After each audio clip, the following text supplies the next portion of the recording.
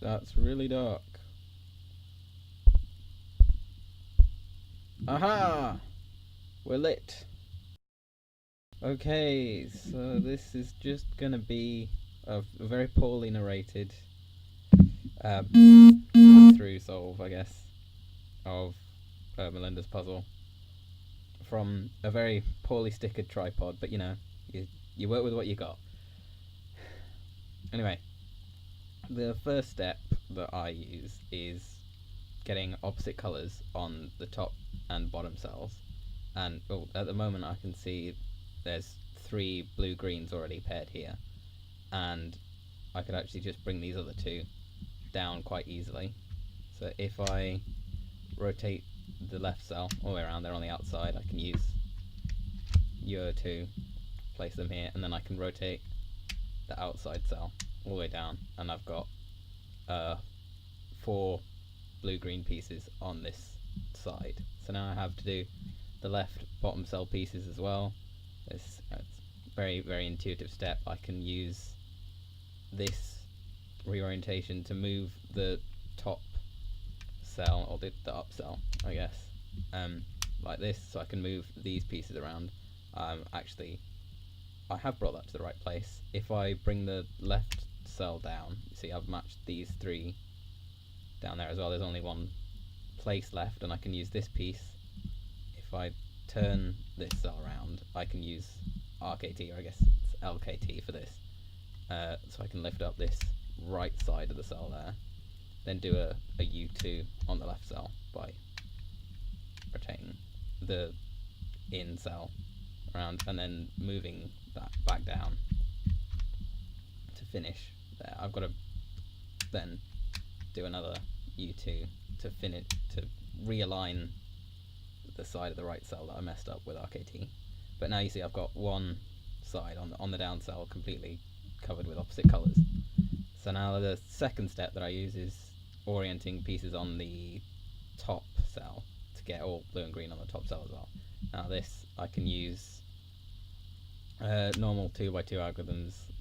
This is not going to be the most efficient way of doing it. I'm still working on it, but I could here use Michael's algorithm to do an I U prime, I guess it would be, which looks something like this.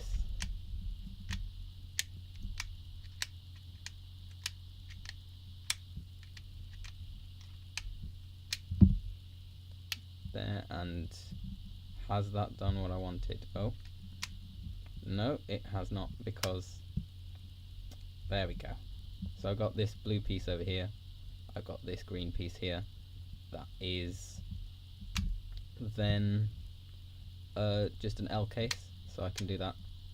So that says my F, R prime, F prime, R, U, R, U prime, R prime, and there I've got these 3. There's this, which is on the outside cell, which is never great, but I can just use that same rotation again, but make it an I, U this time, and I do that by, when I get to this point, I rotate the cell the way that I would want it to turn, so there, that's IU that time.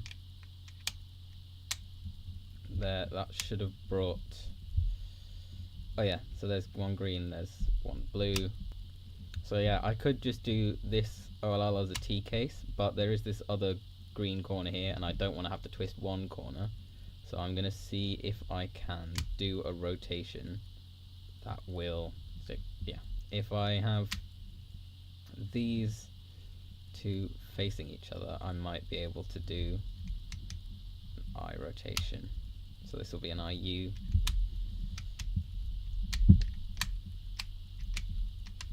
So there's the U. That should have brought, oh, of course. So these 2 are facing the same way, this one's facing opposite. That's not what I wanted. So as you can see, this step is not the easiest thing to do in the world, but you can get by. Give me a minute. How am I going to do this? I bring... Okay.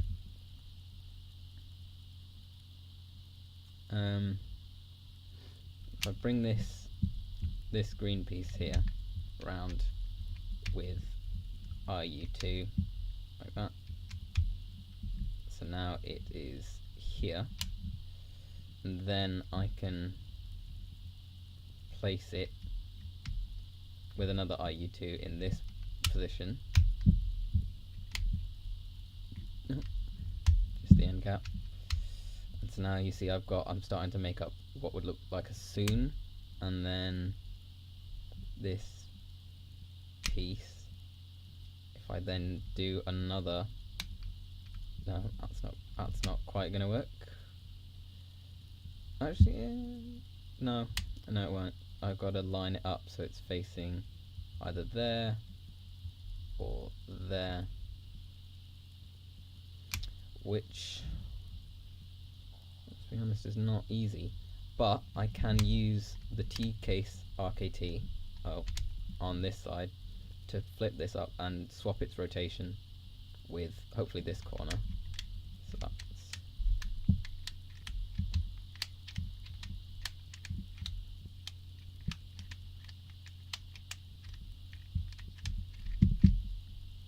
so now I have a corner rotated. No, I've got a corner rotated the same way. That's odd. Give me another minute. I'll sort this out eventually. Oh, of course, I can just do an IU prime. So let's do that. There's the U prime, and then put it back.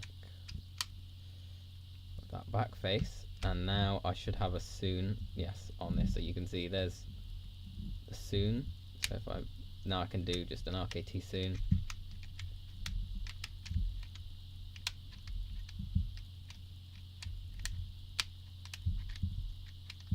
And there, now I've oriented both sides. You can see that step is sometimes a bit difficult. You do need to get used to it. I'm still not perfect at it, as you can see.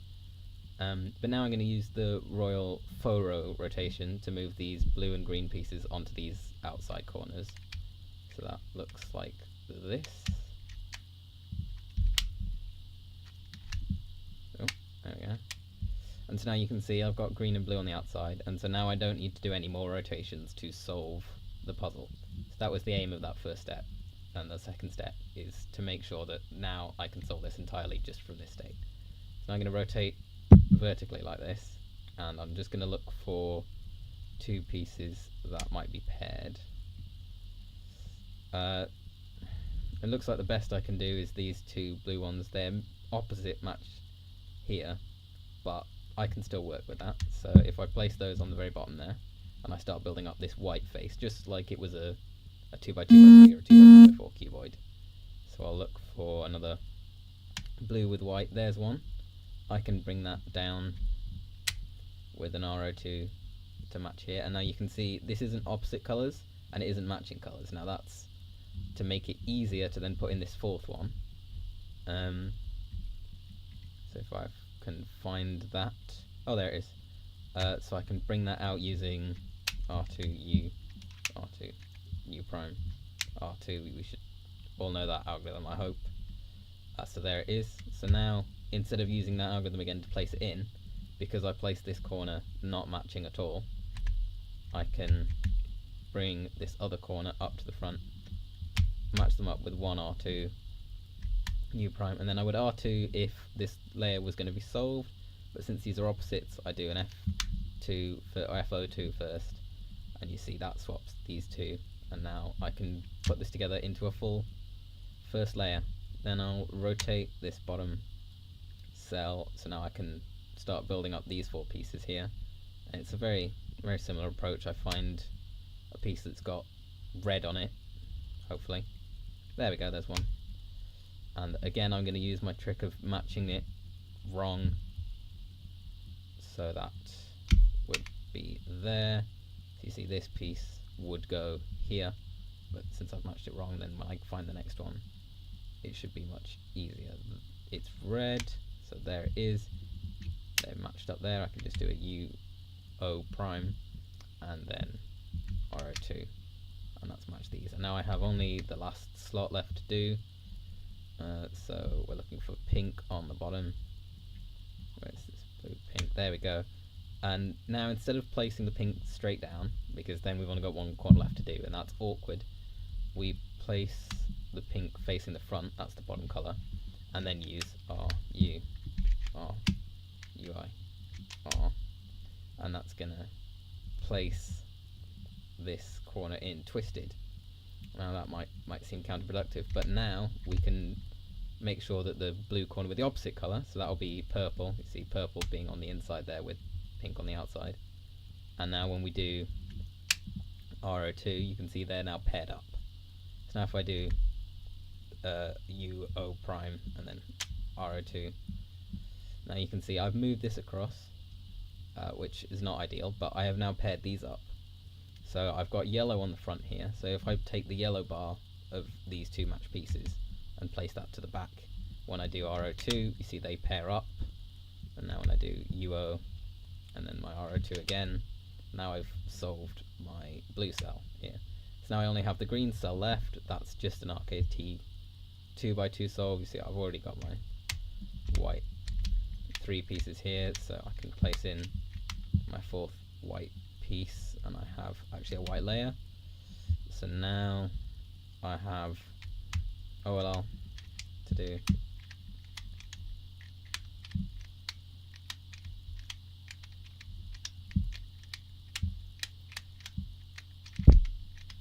So there I've now oriented, and then lastly I have PLL, which, especially when you only have one layer unsolved, is probably the longest step, but the advantage I guess of using RKT is you don't need to have the most finger trick friendly algorithms, you can use the shortest ones.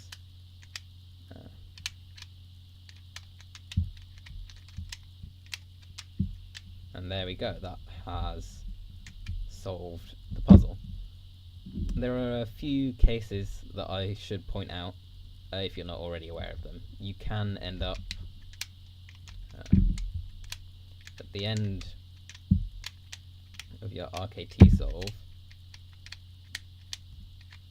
in a situation like this, where you can see the whole puzzle is solved except for this one face of the right cell that is twisted by 180 degrees. So you need to use a center twisting algorithm to do this, but because a 2x2 doesn't have any centers, you can cancel left and right moves, so you can make it in RKT R2, B2, R2, D, R2, F2, R2, and U, and that should twist your piece back. And then just make sure to, retwist the left cell back so that it's solved. Another case that's quite useful to know, you don't need to know it, but it can make things faster, and it shows off a useful technique I've been using to try and make the very first orientation step a little bit more efficient, a little bit faster. I'm still not finished with it, so I'd appreciate anybody else trying to copy these techniques and come up with other cases, but it's placing the top face, this up face, to the center so that it's on the in cell, and then you can perform kind of like RU twists like you would on a regular three-dimensional puzzle.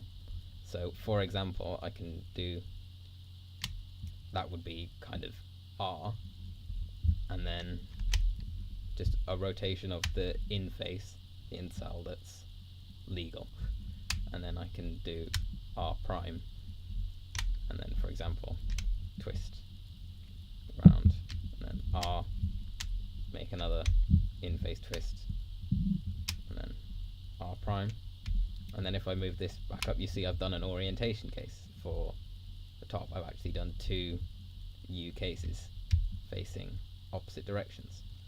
So things like that are quite useful, especially when you find ones like this. This doesn't come up that often, but it's still nice to know, and it would be very good if we could come up with a whole set of algorithms for that. Also, in terms of doing the IU moves I was talking about before, what that looks like on a solved puzzle is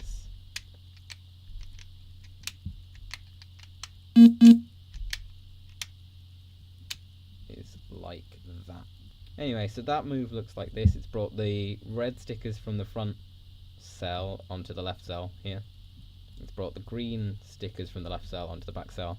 It's brought these orange stickers from the back cell onto the right cell, and then the blue stickers from the right cell onto the front cell. So for anyone who wasn't convinced that that is in fact IU, there you go.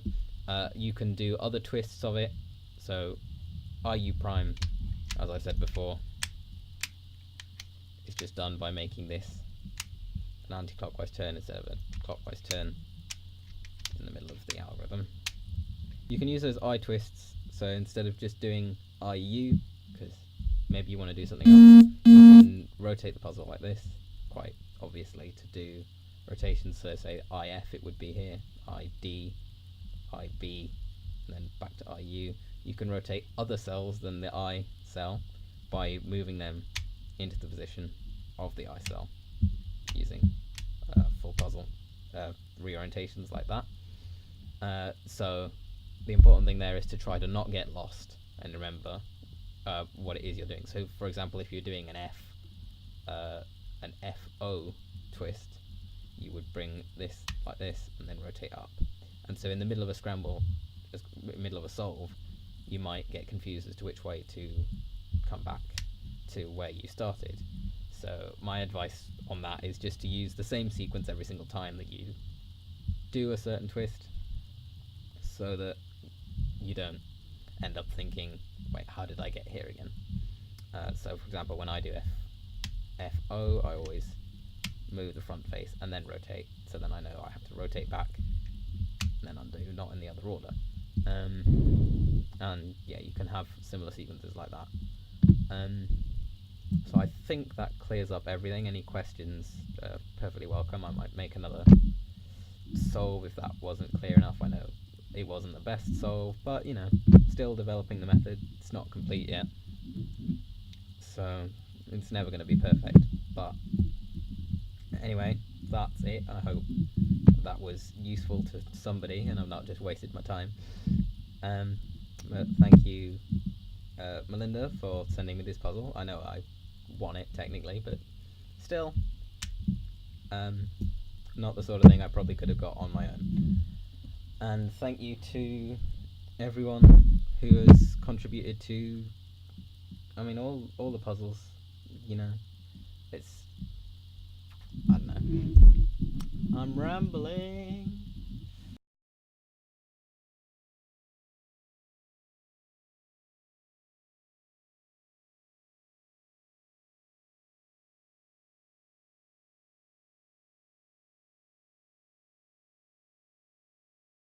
Now I could do that as a T case. Door. Shush. Anyway, I could use that as a T case, but I think I'm going to try and bring this green. Can you guys shush? I'm filming a thing. Can you shush? I'm filming a thing. Thank you very much. Anyway. So that has moved the red front stickers to the left side. The left stickers, which were green, to the back side. I'm filming! Yes, in a bit, but I'm filming!